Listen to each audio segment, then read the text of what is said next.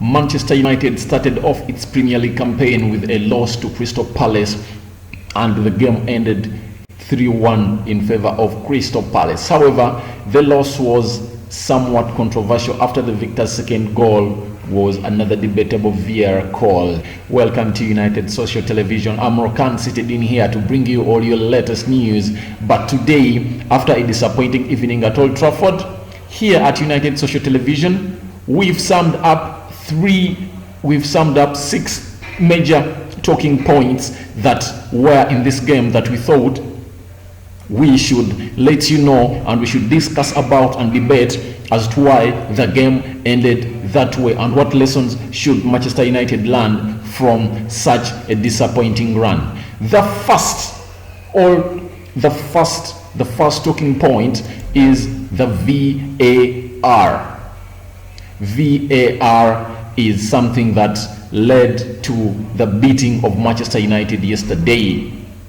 VAR is here for another reason, and its second campaign has started just as controversially as the first. Yes, this is the second campaign VAR is being used in the Premier League, but as you know how it ended in the first campaign of 2019-2020, very many controversies were rotating around VAR, and the same controversies are back as we speak right about now here at United Social Television, as the visitors were awarded a debatable spot kick midway through the second period after the ball struck Victor Lindelof's hand from a point-blank range. Yes, I think it wasn't a penalty myself, although the referee checked the pitch side monitor at Old Trafford first. The official pointed to the spot, and what made VAR something to laugh about yesterday was that David De Gea brilliantly saved the resultant penalty from Jordan Ayew, only for Atkinson to order it to be retaken. Controversial to say the least, given the Spaniard was mere centimeters off the line when it was taken. That was the reason that Atkinson gave. But this is unfair to goalkeepers, because the person who is taking the penalty is given his time to take the penalty, and if at all that referee blows the whistle, when Ayew held up his foot high, as soon as it reached the ball, David De Gea made the first movement. One of the feet got off the line. But how can you take a dive to save a penalty when you've not moved any of your feet? Because your feet has to move to the direction where you are going to dive. So that's the talking point, the first controversy of VAR. Though I'm not saying that United played well, or I'm defending Manchester United, but please try to understand my situation, that VAR played a role in the loss of Manchester United, because the game was 1-0, and if at all that penalty was not given, Manchester United would have gotten an equalizer, and it got it through Van Beek, and the game would have gone either way, all in the favor of Manchester United. That's the first point I noted out in the game. The second point I noted out in the game is all about our manager. We love him, he's the boss. That is Ole Gunnar Solskjaer's poor team selection. Yesterday I came into the team, most of the people that started were expected by me. Remember the probable lineup that I made and the video of how Manchester United will beat Crystal Palace at Old Trafford. But where does the problem comes in? The problem came in only one position, and that is none other than the defensive midfield, fielding Scott McTominay into the defensive role of Manchester United. Yet Ole Gunnar Solskjaer knows very well that even in the game, one of the 3 last games that United played in the last campaign, United struggled against Crystal Palace. And he remembers, for United to gain the midfield back, he had to take off Scott McTominay and bring on Nemanja Matic. He knew that, Solskjaer knew it very well, that Scott McTominay cannot batter the midfield of Crystal Palace. It was really bad, and that's the selection that I saw that Ole Gunnar Solskjaer made from the start, and it was poor for him because the midfield couldn't move. And you had paired him with a man of Paul Pogba who had just recovered from coronavirus or COVID-19. He wasn't all that fit, but because you wanted to field him. I know Solskjaer likes Scott McTominay a lot as a player at Manchester United, but there are games that Scott McTominay won't help us. We are starting the season. We had to start the season on a high, but this was a disappointing start and a disappointing peak by the Manchester United manager. Freddie saw or watched the entire 90 minutes on the bench. How could Scott McTominay play 90 minutes in this game? I thought he was the first person to be taken off the field after the first half. Then he would have brought on Freddie, or he would have brought on Danny Van Beek, and Pogba would have been playing the defensive role for the 45 minutes. Remember, Pogba did this in the World Cup. They told him that don't make movements a lot. He sat behind the back four, and France won the World Cup title. So I think Paul Pogba would have been on. They would have taken off Scott McTominay, and they bring on Danny Van Beek, such that the midfield gets some rhythm and life, because Paul Pogba can do each and everything. He can shield the back four. He's good with holding the ball. However much he had made some blind passes, but Solskjaer came in and said that the people were tired, they were not fit. I know, but however much it was, but Scott McTominay's starting for or in the United encounter with Crystal Palace was a mere blunder that wouldn't have been done by Solskjaer, because I expect Solskjaer to learn from his mistakes that he has made. No, they are not mistakes sometimes, but you have to learn from the past. The past shows that Scott McTominay was battered by Crystal Palace and bowled in the midfield in the game that we won 2-0 in the season that ended the season of 2019-2020. The other, and it's the third, is the back four of Manchester United, especially Victor Lindelof. Shambolic defending. That defending was, how can I describe it? I need to get a best squad or a best squad for this description of the defense of Manchester United the previous match. Lindelof looked like he was not here to play football for Manchester United. It was like Lindelof was in his own world. He was in the party. This was not Lindelof. This was not a defender. He played more or less like how I'm looking forward to term Lindelof, but I've failed to get one. As I tell you in the previous videos, I've kept on saying United needs a centre back, a central defender who is partnering either Maguire or Victor Lindelof, because they are more or less the same. And if at all we have this defense for the next 38 games, we are fighting for either the third position or fourth position. We aren't nowhere Liverpool and Man City or Chelsea. We are going to concede goals stupidly as we did yesterday. All 3 goals from one defender who I rate but not partnering with Harry Maguire. Harry Maguire needs another defender to partner with. For my case, supposed to be Eric Bailly, but Solskjaer is worried of Eric Bailly because Eric Bailly is injury prone. There comes another problem of Ole Gunnar Solskjaer having submitted in a list of players he wanted. Remember, he wanted Epe Makano as a defensive pair or defensive partner of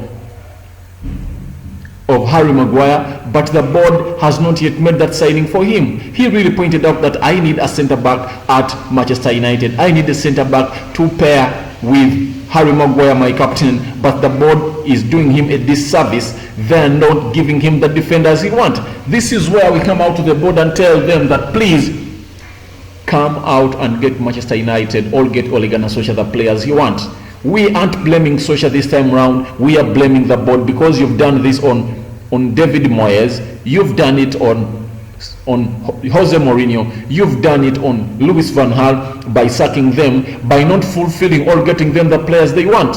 Your trick is get in a new manager, give him like £200 million, get those players. In the next season he tells you they want such and such a player, you don't buy the player. The board is to blame on this. Get Ole Gunnar Solskjaer the players he wants. If he fails to perform and you sack him because he has failed, not because the board has failed him. We go to the fourth talking point, and it's none other than lack of fitness and squad depth. Even the manager himself came out and said that Manchester United players are unfit. They are tired because they've had limited time to rest. Secondly, the squad depth. Ole Gunnar Solskjaer sent out a transfer list to the board of 4 players. He needed a right winger, he needed a centre back, he needed a midfielder and a left full back.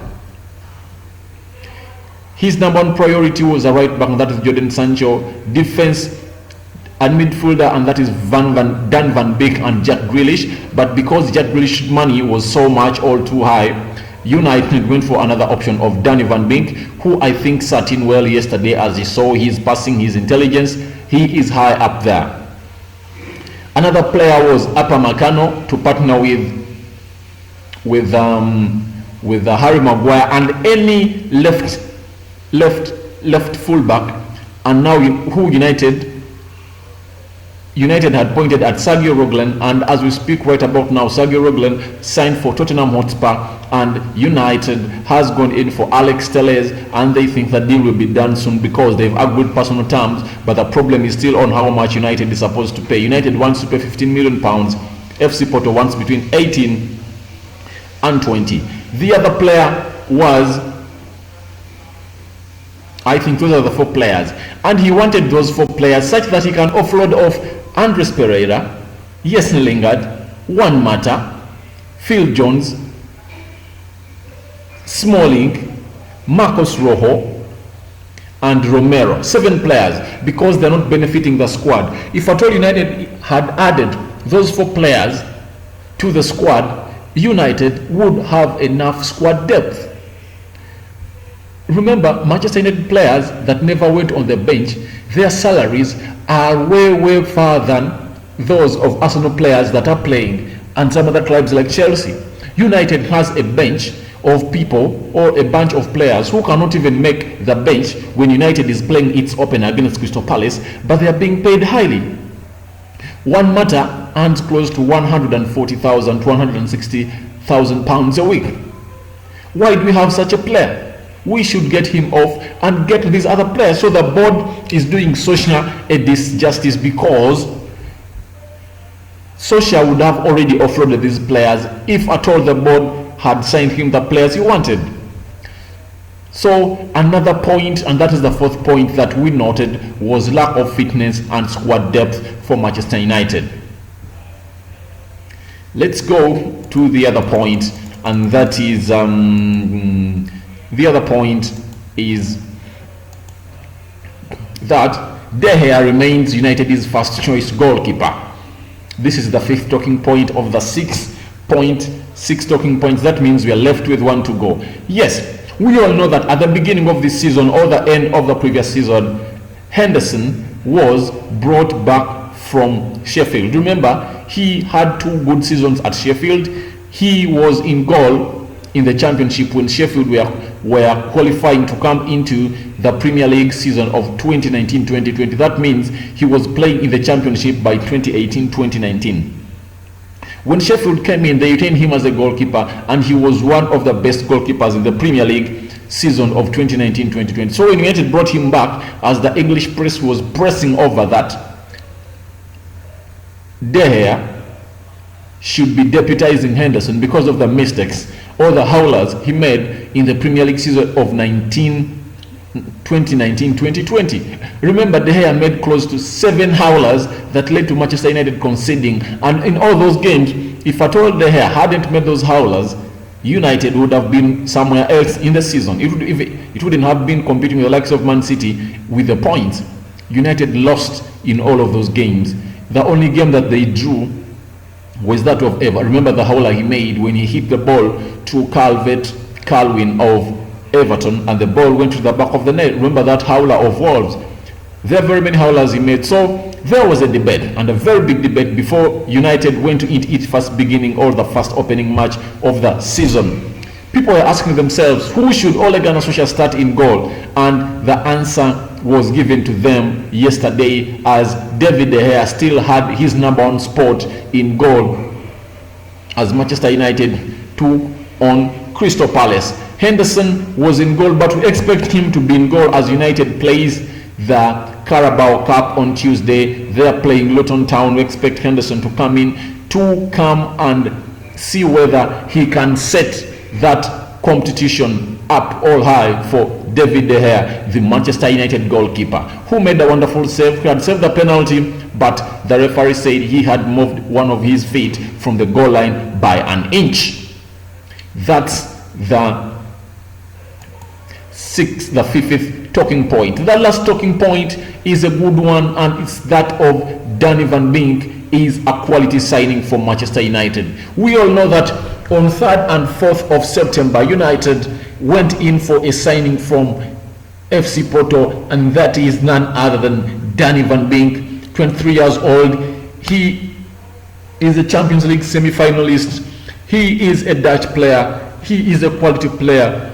He is a player that played with the likes of De Jong, Matthias de Ligt, and very many other players, that the Ziyechs of this world, and all of those players I've mentioned above had left Ajax, and the only player that hadn't left Ajax in the young generation that was seen in the season of 2018-2019 was Danny Van Beek. But thank God Manchester United managed to get the player because Real Madrid had failed to fancy or pay off the money that FC Porto wanted because of COVID-19. I want to make this point clear. Danny Van Beek wouldn't have been a Manchester United player if at all Real Madrid hadn't been affected or hit hard by the pandemic or the COVID-19.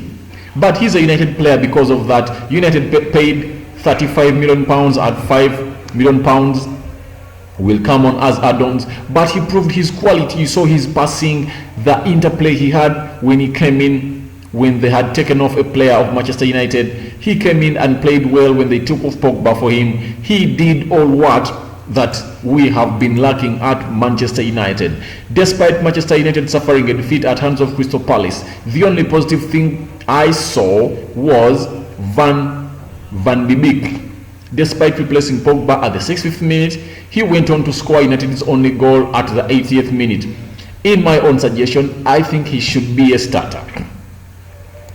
Yes, I think United should go the Man City way. They should get players, even though they don't have the defensive role, they should give Pogba the defensive role, and Danny Van Beek and who else? And